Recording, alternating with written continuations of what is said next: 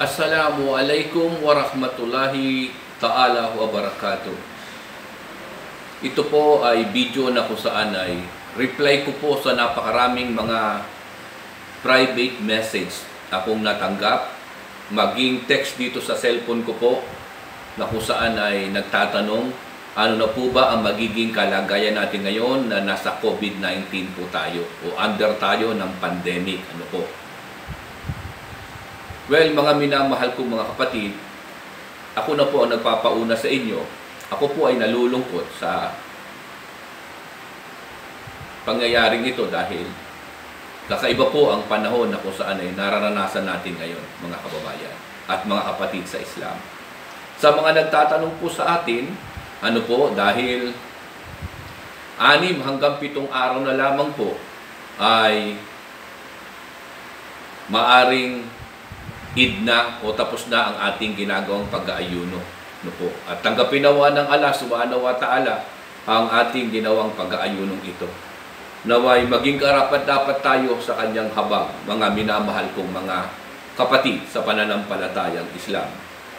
Dahil 6 na lang o 7 araw na lang ang natitirang pag-aayuno natin, ngayon po ay ang ika-23 araw na nating pag-aayuno sa buwan ng Ramadan. Ngayon ay Mayo 16, May 16 at ika-23 araw ng buwan ng Ramadan. Mga minamahal kong mga kapatid, kaya depende na lang kung sa darating na Biyernes na kung saan ika-29 na araw na natin ng pag-aayuno ay palilitawin ng Allah subhanahu wa ta'ala ang buwan. So kinabukasan ng Sabado, no po, yan ay May 23, ay magiging Eid na natin.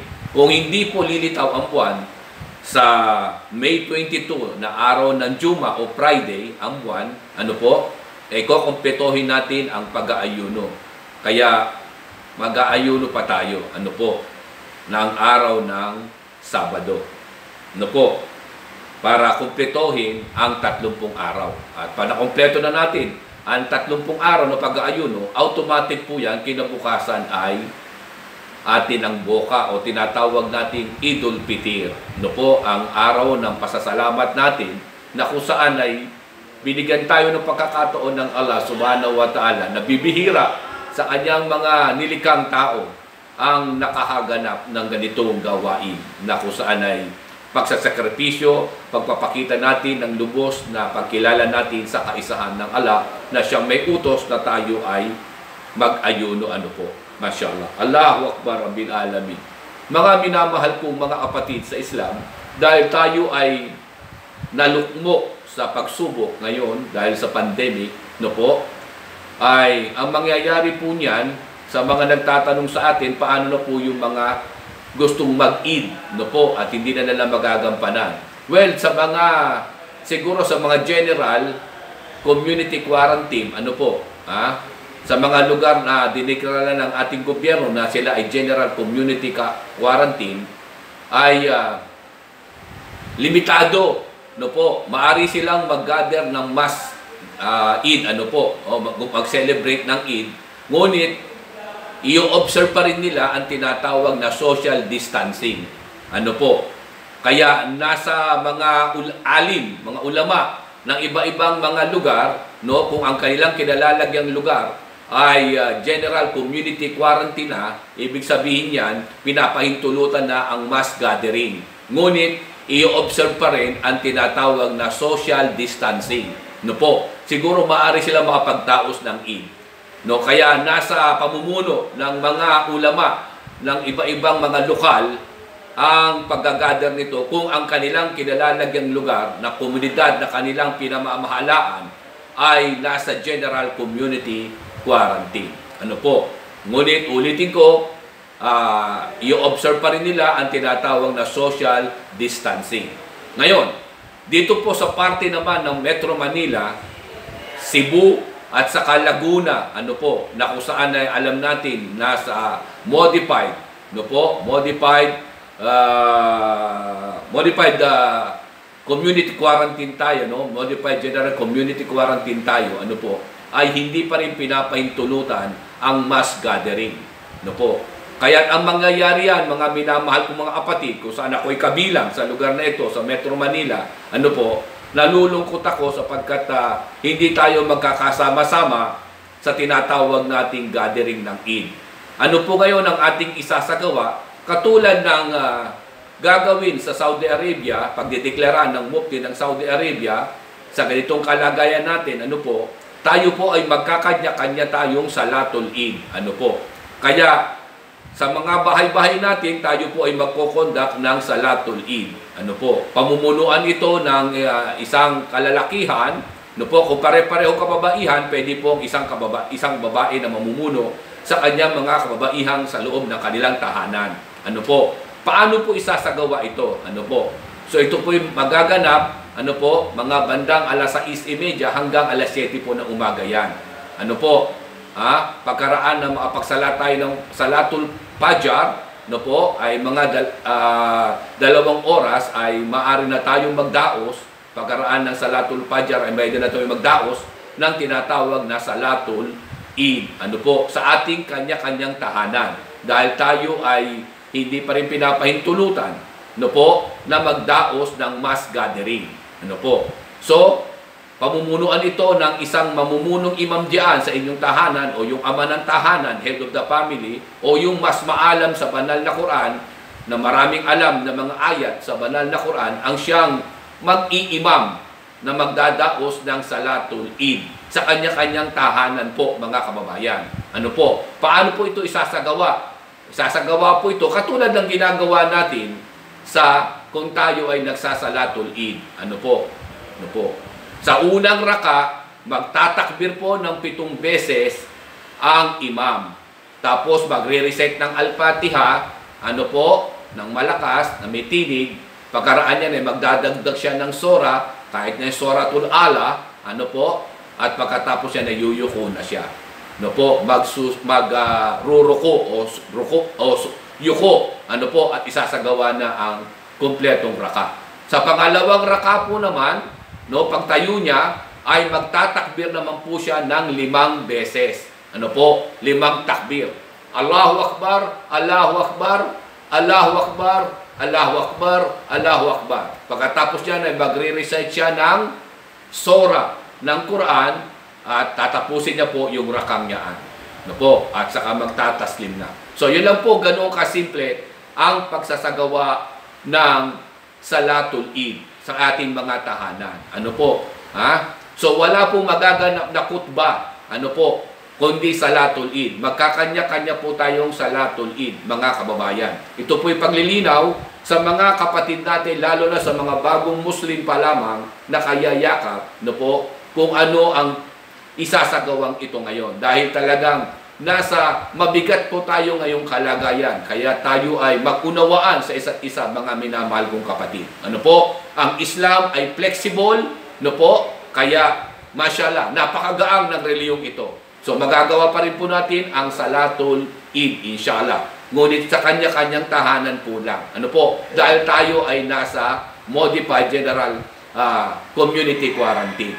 Ulitin ko po, sa mga general community quarantine na kung saan ay maaari na silang pahintulutan na magdaos ng mass gathering, ngunit i-observe pa rin nila ang tinatawag na social distancing. At least 1 meter apart. So yan po yan. Kaya nasa mga ulama na po yan kung paano ang kanilang isasagawa kapag sila ay under sa kanilang komunidad na nasasakupan ay nasa ilalim ng general community quarantine. Kaya sa iba-ibang lugar, maliban po dito sa Metro Manila, Cebu at saka Laguna na nasa modified, hindi po kami makapagdadaos ng tinatawag na Salatul Eid sa Luneta o maging sa masjid. Hindi pinahihintulutan. Maliban kung kayo po ay dideklara na general community quarantine. Yan po ang mga paglilinaw na kailangan maunawaan natin, lalo na sa mga bagong yakap sa Islam. Ganyan. Pamunuan. Wala pong khutbah. Sa mga nagtatanong kung paano po yung khutbatul Eid, wala pong khutbah ito. Dahil ang khutbah po ay ginagawa lamang kapag nandun tayo sama-sama at sa loob pa ng masjid. Ito po ay sa tahanan natin isasagawa. kaya wala pong kutba. Magbabatian ang pamilya ng Eid Mubarak, no po? Yan, ganyan po mangyayari sa atin ngayon na kakaiba na naranasan natin at inabot natin ang pangyayaring ito na kung saan ay masasabi natin sa mga susunod na henerasyon, no po? Ang pangyayaring ito. Maikukwento natin sa kanila, maisasalaysay natin sa kanila ang mga pagsasakripisyong ito na sa kabila ng tayo ay inabot ng ganitong pandemic ay nagagampanan pa rin natin. Hindi pa rin naging hadlang para tayo ay makatupad sa tungkulin natin na magampanan ang ating Eid, mga kapatid. O yan po ang ating mga paglilinaw sa mga nagtatanong sa akin kung ano ang mangyayari na. Ano po? Okay. Yung pong pang nagtanong sa akin na mga katanungan patungkol sa pagbabayad ng Zakatul Fitr. Ang Zakatul Fitr, sabi ng Propeta Muhammad sallallahu alaihi wasallam, ay isang saa. No po, ang pagbibigay nito sa mga may kaya sa buhay. No po, at hindi naman hikaho sa buhay. Ano po? Bawat individual ay magkakaloob ng Zakatul Fitr na 3 kilong bigas. Ano po? Ayan. 3 kilong bigas. At maaari po ito maipagkaloob sa ating mga lubhang hikahos na mga kapatid, no po, 3 araw bago maganap ang Salatul Eid. Ano po? So 3 araw, pangalawang araw, pangatlong araw, o bago maganap ang Salatul Eid. Ano po? Kaya lumalabas niyan, maaari po kayong magkaloob ng inyong inyo pong Zakatul Fitr mga May 20. No po, pwede na po kayong magkaloob. May 20, May 21 ng inyong Zakatul Fitr. Kung wala kayong mapagbigyan, ay pwede nyo pong ipagkatiwala sa amin yan, mga kapatid. Ang 3 kilong bigas ninyo. At kami na po ang maghahatid sa mga alam namin na talaga naman po nasaksihan ng aming mga mata na mga lubang nangangailangan na ating mga kapatid. Ano po, sa kanila namin ibabaksak, ipagkakaloob ang inyo pong Zakatul Fitr na 3 kilong bigas. Ustad, pwede po bang pera? Hindi pwede. Ngayon po, kung ipagkakatiwala nyo po ang inyong pambili ng bigas sa amin, kami na po ang bibili ng bigas. Ano po? At ang binibili po namin bigas ay first class. Ganyan po ang aming pagmamahal sa ating mga kapatid. Hindi po kami nagkakaloob ng mga mumurahing klaseng bigas. Ano po? Kaya yung first class, at least yung halagang 55 pesos o 56 pesos, depende sa mabibili namin na available, ano po, kaya lumalabas, ang isang tao, ang nais niya ipagkatiwala, ang kanyang Zakatul Fitr sa amin, ay pwede po siya magpadala ng 168 pesos. Ayan, no po? O 165 pesos, ganyan. No? Sa amin. Ano po?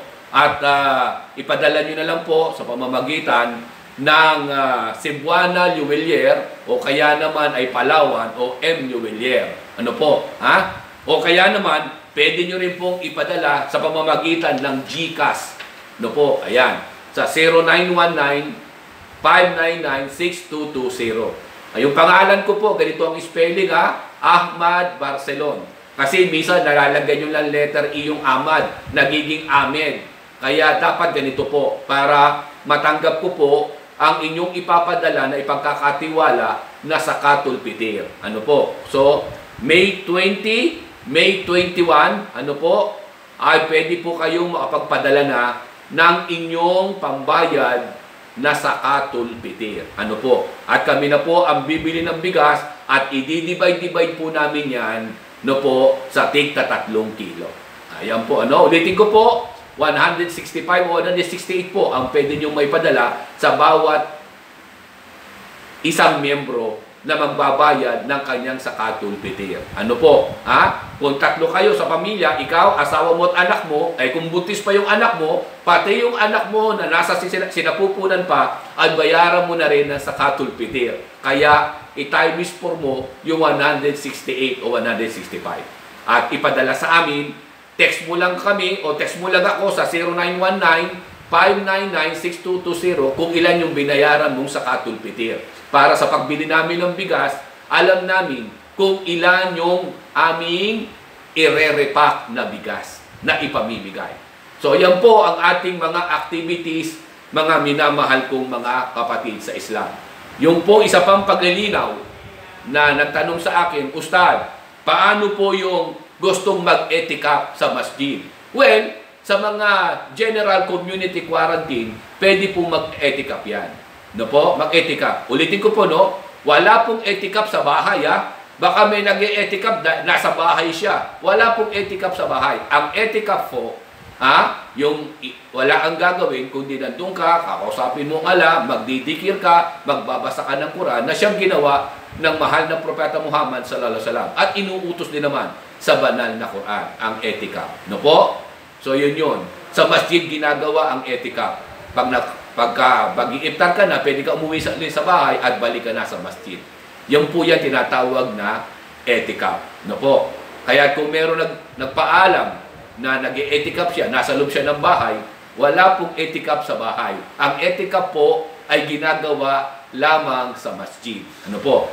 So, umli, para sa konklusyon ng lahat ng aking mga sinagot na katanungan ng ating mga kapatid, yung pong kutbatul Id natin, wala na munang kutba, salatul Id ang ating isasagawa, kanya-kanya sa loob ng ating tahanan. No po? Kanya-kanya sa loob ng ating tahanan. Yan po ang mangyayari. Pamumunuan ito ng imam, ano po, na unang raka, 7 takbir, pangalawang raka, 5 takbir. Yan po ang ating pagsasagawa. Ano po?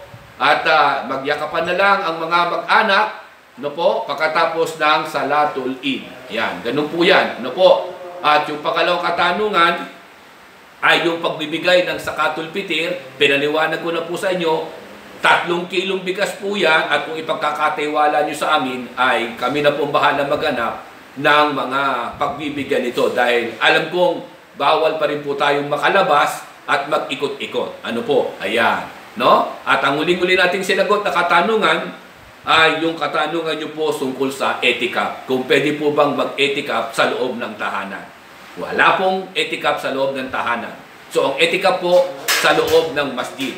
Kaya yung pong mga komunidad na under ng modified community quarantine, hindi po makapag-e-etikaf yan.